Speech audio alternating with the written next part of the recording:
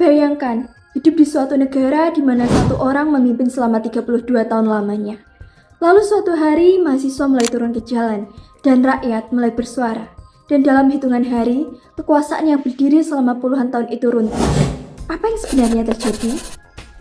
Halo teman-teman, pada podcast kali ini kita akan bahas salah satu titik penting dalam sejarah negara Indonesia, yaitu runtuhnya Orde Baru dan lahirnya era reformasi di bawah pemerintahan Presiden B.J. Habibie. Sebelum itu, mari kita mengenal apa itu reformasi. Menurut Kamus Besar Bahasa Indonesia, reformasi adalah perubahan drastis untuk memperbaiki suatu sistem. Dan dalam konteks negara Indonesia, reformasi berarti perubahan besar menuju pemerintahan yang lebih terbuka dan demokratis. Namun reformasi tidak lahir begitu saja teman-teman. Reformasi lahir dari krisis, dari tekanan, dan dari keberanian rakyat untuk menuntut perubahan. Saat itu, Indonesia mengalami krisis ekonomi yang sangat besar, yang dikenal sebagai krisis moneter Asia. Nilai rupiah jatuh, banyak perusahaan bangkrut, pengangguran meningkat, dan harga kebutuhan pokok melonjak tajam. Emang ya beritanya sempat turun, tapi sih kalau di pasar sih harganya tetap aja begitu. Malah naik lagi harganya. Kehidupan menjadi semakin berat, sementara harapan terasa semakin jauh. Di tengah kondisi itu, rakyat mulai kehilangan kepercayaan. Mereka menilai pemerintah tidak mampu menangani krisis yang terjadi. Kekecewaan pun tumbuh menjadi sebuah tuntutan dan perlahan berubah menjadi sebuah gerakan.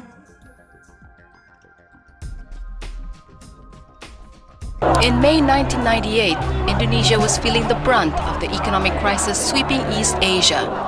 As rising unemployment and inflation created widespread hardship, disaffection rose at the Indonesian government's ineffectual policies and rampant corruption. Mahasiswa dan rakyat dari berbagai daerah mulai turun ke jalan. Mereka melakukan demonstrasi, menuntut 3 hal: turunkan harga sembako, penghapusan KKN, korupsi, kolusi, dan nepotisme, dan menuntut turunnya Presiden Soeharto.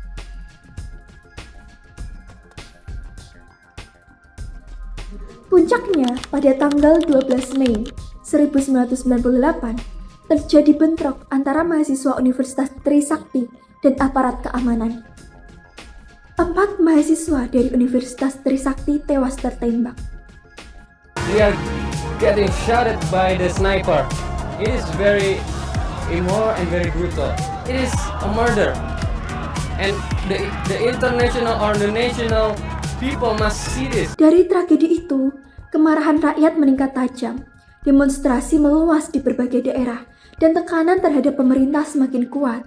Sejak tragedi Trisakti, situasi semakin menjadi tak terkendali. Pada tanggal 13 hingga 15 Mei 1998, terjadi kerusuhan besar di Jakarta dan di beberapa kota lain di Indonesia.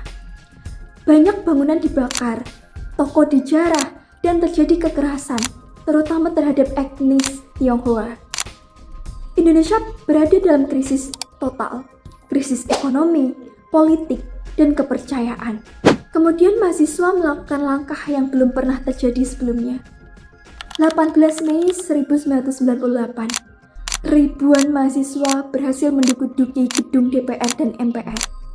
Mereka menuntut satu hal yang jelas, Presiden Soeharto harus mundur. 21 Mei 1998, di Istana Negara, Presiden Soeharto secara resmi mengumumkan pengunduran dirinya.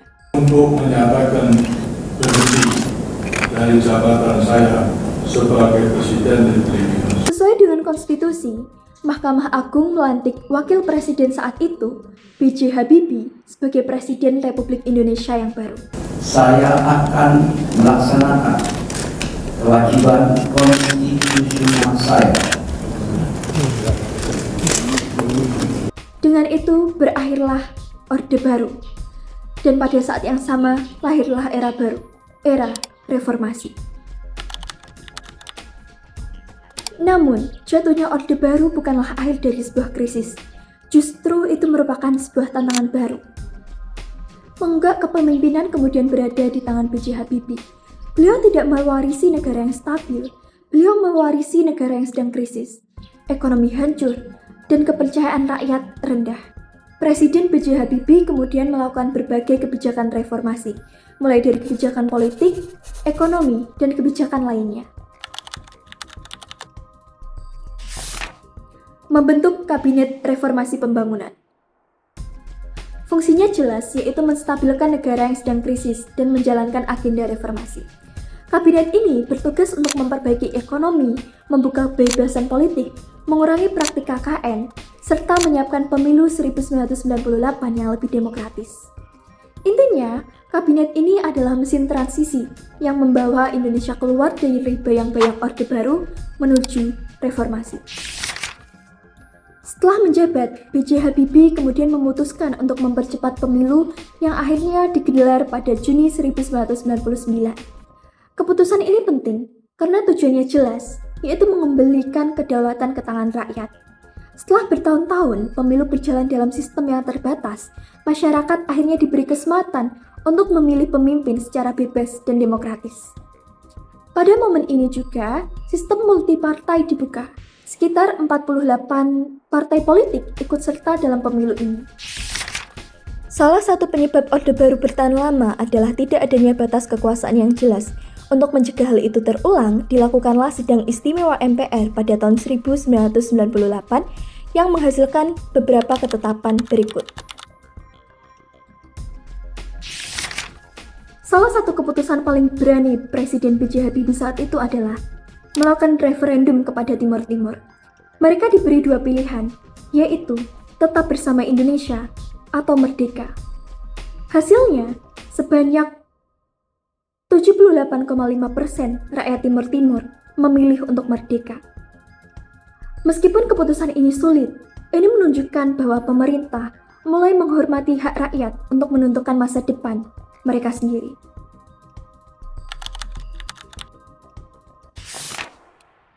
Presiden B.J. Habibie bekerja sama dengan IMF, International Monetary Fund, untuk menstabilkan nilai tukar rupiah serta memulihkan stabilitas ekonomi.